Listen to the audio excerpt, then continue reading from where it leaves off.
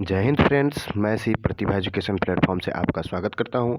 जैसा कि फ्रेंड्स आप लोग जानते हैं कि 31 जनवरी को सीटेट की एग्ज़ाम होने वाली है और यदि आप भी जो है शिक्षक भर्ती परीक्षा की तैयारी कर रहे हैं तो फ्रेंड्स आपके लिए जो है यह सेशन काफ़ी महत्वपूर्ण होने वाला है।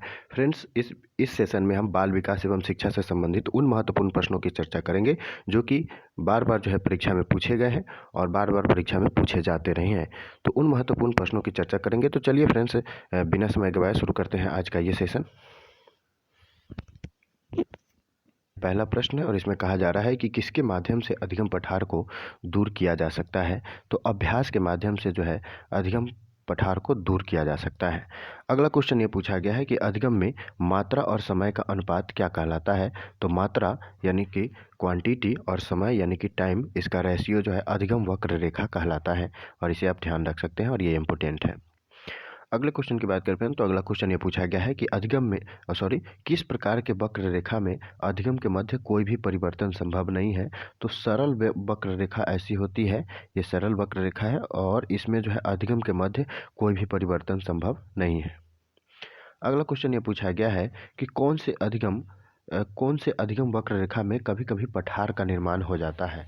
तो उनतोदर या नकारात्मक वक्र रेखा ऐसी वक्र रेखा होती है जिसमें कभी कभी जो है अधिगम पठार का निर्माण हो जाता है और जिसे हम अभ्यास के माध्यम से दूर कर सकते हैं।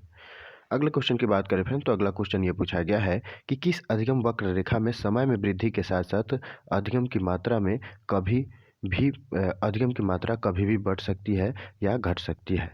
तो वो कौन सा अधिगम है जिसमें उसके वक्र रेखा में जो है समय में वृद्धि के साथ यानी टाइम में वृद्धि के साथ अधिगम की मात्रा कभी भी बढ़ सकती है या घट सकती है। तो ये जो है मिश्रित वक्र रेखा है।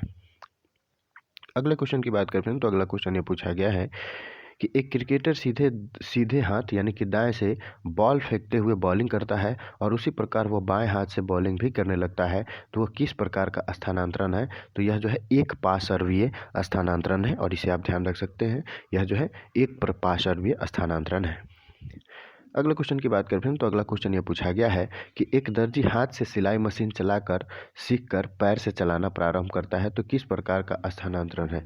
तो एक दर्जी जो है हाथ से सिलाई मशीन में कपड़े चलाता है और पैर से जो है सिलाई मशीन को चलाता है। तो यह जो है द्विपार्श्वीय अधिगम की स्थानांतरण है। अगले क्वेश्चन की बात करते हैं तो नेक्स्ट क्वेश्चन ये पूछा गया है कि एक अधिगमकर्ता नीचे के स्तर पर कुछ भी सीखकर उसका प्रयोग सीखने के ऊपरी स्तर में करने लगता है। यानी कि निचले लेवल पर भी कुछ भी सीख लिया और उसका प्रयोग जो है ऊपरी लेवल में करने लगता है। तो यह स्थानांतरण किस प्रकार का स्थानांतरण है। तो यह जो है ऊर्ध्वाधर अधिगम स्थानांतरण है। किस प्रकार का स्थानांतरण है। तो यह जो है ऊर्ध्वाधर अधिगम स्थानांतरण है। अगले क्वेश्चन की बात करते हैं तो अगला क्वेश्चन ये पूछा गया है कि यदि कोई अधिगमकर्ता यानी कि सीखने वाला सीखने के ऊपरी स्तर में कोई ज्ञान अर्जित करके उसका उपयोग निचले स्तर में करने लगता है तो वह कैसा स्थानांतरण है। तो यह अधोदर अधिगम स्थानांतरण है।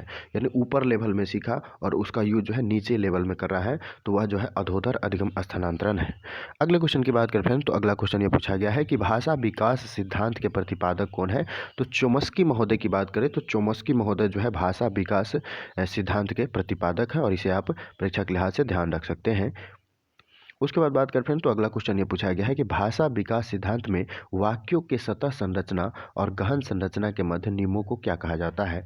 तो भाषा विकास सिद्धांत में वाक्यों के सतह संरचना और गहन संरचना के मध्य के नियमों को व्याकरणात्मक रूपांतरण कहा जाता है। क्या कहा जाता है। तो व्याकरणात्मक रूपांतरण कहा जाता है। अगले क्वेश्चन की बात करते हैं तो अगला क्वेश्चन ये पूछा गया है कि चोम्स्की के सिद्धांत में एलएडी का पूरा नाम क्या है। तो लैंग्वेज एक्विजिशन डिवाइस, ये जो है भाषा अर्जन युक्ति ये जो है चोम्स्की के सिद्धांत में एलएडी का पूरा नाम है और इसे आप ध्यान रख सकते हैं। यह इंपॉर्टेंट है। अगले क्वेश्चन की बात करते हैं तो अगला क्वेश्चन ये पूछा गया है कि सामाजिक संस्कृति यानी कि सोशल कल्चर का सिद्धांत किस मनोवैज्ञानिक ने दिया। तो सामाजिक संस्कृति का सिद्धांत लेव वाइगोत्स्की ने दिया। कौन दिया। लेव वाइगोत्स्की ने। इसे आप ध्यान रख सकते हैं। उसके बाद फ्रेंड्स बात करें तो अगला पूछा गया कि एम के ओ की बात किस वैज्ञानिक ने की। तो ये लेवी वाइकोत्स्की जो वैज्ञानिक थे इन्होंने की और इसका जो पूरा नाम होता है द मोर नॉलेज अदर, ये जो है एम को ए का फुल फॉर्म होता है और ये जो है इसकी बात जो है फ्रेंड्स लेव वाइकोत्स्की ने की। तो इसे आप ध्यान रख सकते हैं। आगे बात की जाए फ्रेंड्स, तो जब ऊपर वाला व्यक्ति नीचे वाले व्यक्ति को सहारा देकर उसके आधार पर मार्गदर्शन करके समस्या का समाधान करता है, तो लेव वाइगोत्स्की के अनुसार जो है यह क्या है, तो यह जो है स्कैफोल्डिंग है। क्या है? स्कैफोल्डिंग है। और इस स्थिति में क्या होता है कि ऊपर वाला व्यक्ति नीचे वाले व्यक्ति को उसको सहारा देकर जो है उसके आधार पर मार्गदर्शन करके उस समस्या का समाधान निकालने का प्रयास करता है। अगला क्वेश्चन ये पूछा गया है कि जेपीडी, और जेपीडी का जो है फुल फॉर्म क्या होता है, तो zone of proximal development. Zone of proximal development, ये जो है जेपीडी का फुल फॉर्म होता है। और जेपीडी का फुल फॉर्म क्या होता है, तो जोन ऑफ प्रोक्सिमल डेवलपमेंट यानी संभावित विकास क्षेत्र। अगला क्वेश्चन ये पूछा गया कि जब किसी संस्था अथवा विषयों का सतही अध्ययन होता है, यानी ऊपरे ऊपरे अध्ययन हो गया, तो यह क्या कहलाता है, तो जब किसी भी संस्था यानी कि इंस्टीट्यूशन या विषय यानी कि सब्जेक्ट का सतही अध्ययन हो जाता है, सरफेस स्टडी करते हैं, तो उस स्थिति को हम पर्यवेक्षण कहते हैं। अगला क्वेश्चन ये पूछा गया है कि किसी भी विषय वस्तु का गहन मूल्यांकन अगर किया जाए, तो यह जो है निरीक्षण कहलाता है।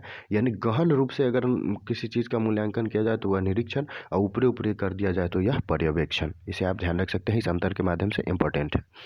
अगला क्वेश्चन की बात करें फ्रेंड्स, तो आगे बताया गया कि शिक्षा मनोविज्ञान जो है इसकी उत्पत्ति जो है 19वीं शताब्दी में हुई थी। तो इसे आप ध्यान रख सकते हैं। अब जो है कथन है इसमें। उसके बाद फ्रेंड्स बात करें तो एक स्वतंत्र विषय के रूप में शिक्षा मनोविज्ञान को सबसे पहले अध्ययन 1920 में अमेरिका में किया गया। अतः अमेरिका को जो है ये एजुकेशनल साइकोलॉजी की बात करें तो उसका जो है जनक देश कहा गया है। तो अमेरिका जो है एजुकेशनल साइकोलॉजी का जनक देश है, इसे आप ध्यान रख सकते हैं।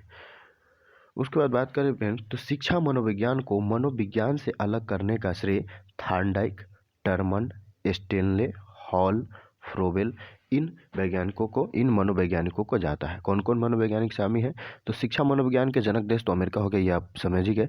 इसके जो है मनोविज्ञान से यानी कि साइकोलॉजी से इसको अलग करने का श्रेय थॉर्नडाइक, टरमन, स्टेनले, हॉल और फ्रोबेल आदि को जाता है। नेक्स्ट क्वेश्चन की बात करें तो अगला क्वेश्चन ये पूछा गया है कि थॉर्नडाइक को शिक्षा मनोविज्ञान का जनक माना जाता है। शिक्षा मनोविज्ञान का जनक कौन है, थॉर्नडाइक है। और थॉर्नडाइक को ही प्रथम शैक्षणिक मनोवैज्ञानिक भी कहा जाता है। तो ये बात भी थॉर्नडाइक से संबंधित ध्यान रख सकते हैं, और थॉर्नडाइक जो है इंपॉर्टेंट है। किशोर मनोविज्ञान का जनक स्टेनले हॉल है, और ये जो है किशोर मनोविज्ञान से संबंधित है। कौन, स्टेनले हॉल। पेडालॉजी की बात करें तो पेडालॉजी जो है ये बाल विकास का जनक कहा जाता है। पेस्टोलॉजी जो है ये बाल विकास का जनक कहा जाता है। मनोविज्ञान जो है ये विधायक विज्ञान है। उसके बाद बात करें फ्रेंड्स, तो शिक्षा में मनोवैज्ञानिक दृष्टिकोण की शुरुआत ये रूसो ने की थी। सर्वप्रथम शिक्षा में मनोवैज्ञानिक दृष्टिकोण की शुरुआत की बात करें तो ये रूसो ने की थी।